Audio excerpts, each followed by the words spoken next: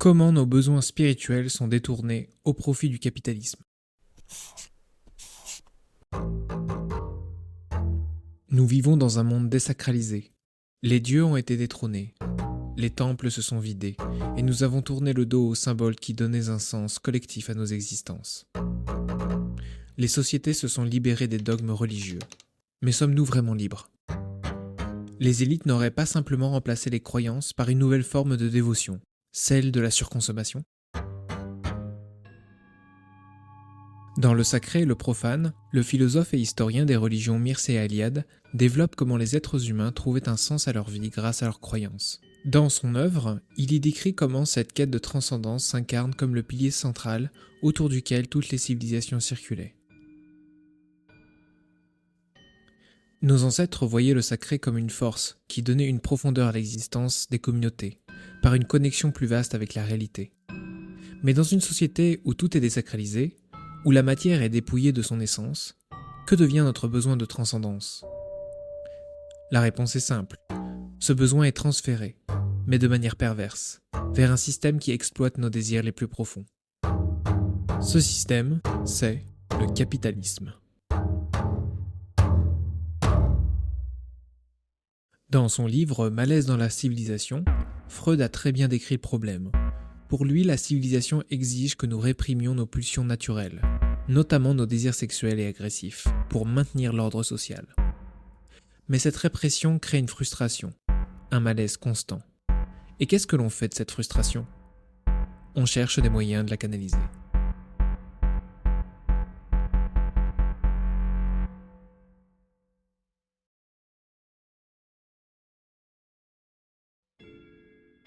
Autrefois, les religions jouaient ce rôle.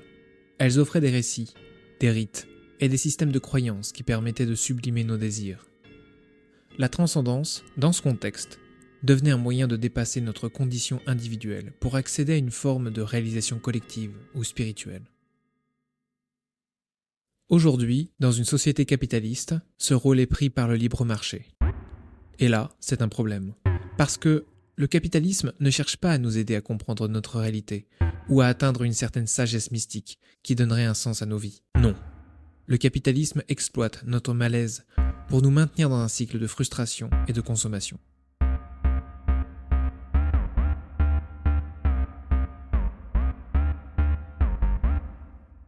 Herbert Marcuse, dans Héros et civilisations, va encore plus loin. Il montre que le capitalisme fonctionne en manipulant nos désirs. Non pas pour les satisfaire, mais pour les perpétuer. Chaque produit que l'on achète promet une forme de transcendance. Achetez cette voiture, et vous serez libre. Portez ces vêtements, et vous serez à la mode. Faites-vous plaisir, savourez cette petite douceur. Mais une fois que l'on possède l'objet, la satisfaction est éphémère, et le cycle recommence. On reste pris dans une quête sans fin, une sorte de pèlerinage moderne, où votre quête d'accomplissement personnel restera éternellement hors de votre atteinte. C'est là que le parallèle avec la religion devient frappant. Le capitalisme a ses temples, les centres commerciaux, ses prêtres, les publicitaires, et ses rites, le shopping compulsif.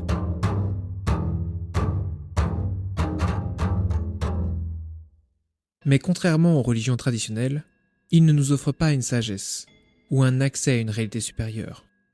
Il nous réduit à des serviteurs pieux, entièrement dévoués à la machine de la surconsommation. C'est là que je reviens à Mircea Eliade. L'homme religieux cherchait à transcender sa condition par le sacré, en se connectant à une dimension qui le dépasse. Dans une société désacralisée, ce besoin de transcendance n'a pas disparu. Mais au lieu de le canaliser vers une quête de sens ou de compréhension, on le transfère vers les possessions matérielles. Et cela va encore plus loin. Dans le capitalisme, la transcendance devient un outil pour alimenter notre ego. Chaque achat devient une manière de se valoriser aux yeux des autres, de renforcer une image de soi qui n'a rien à voir avec notre identité profonde. Le citoyen moderne, enfermé dans ce monde désacralisé, ne se rend même pas compte qu'il canalise ses désirs de dépassement dans un réflexe d'achat compulsif. C'est ce que Marcuse appelait le phénomène de Désublimination répressive. Le capitalisme ne réprime pas nos désirs directement. Il les libère, mais dans un cadre contrôlé, où chaque désir devient une opportunité de profit.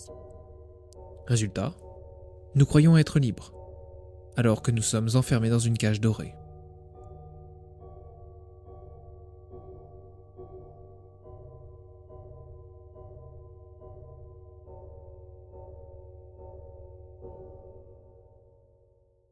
Mais tout cela a un coût. Un coût que l'élite capitaliste préfère ignorer. En effet, non seulement ce système détruit notre environnement en nous poussant à consommer toujours plus, mais il nous éloigne aussi de nous-mêmes. En remplaçant l'aspect transcendantal de la vie par le matériel, le capitalisme nous prive de la possibilité de réfléchir à ce qui donne un sens véritable à notre existence. Freud dirait que nous sommes plus que jamais pris dans un état de malaise. Marcuse parlerait d'une aliénation totale, où même notre liberté est transformée en une illusion.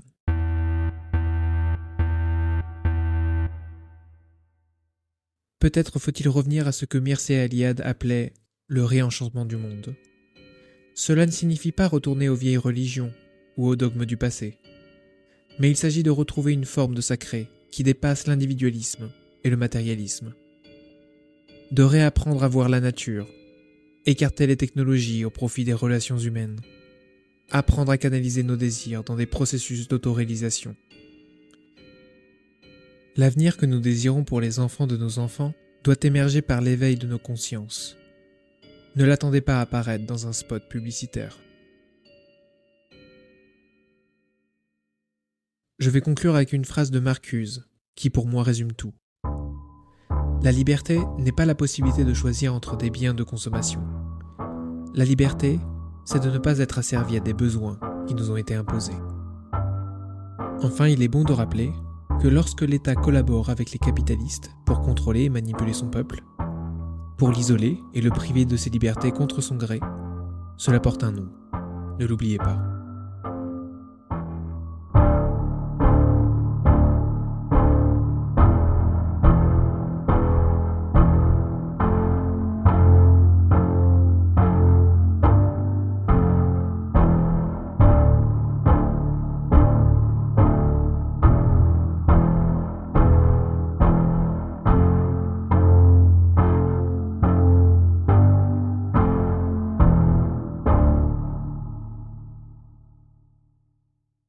Si cette vidéo résonne avec toi, like, follow et laisse-moi un commentaire. Chaque interaction aide d'autres personnes à découvrir mon travail. Merci et à très bientôt.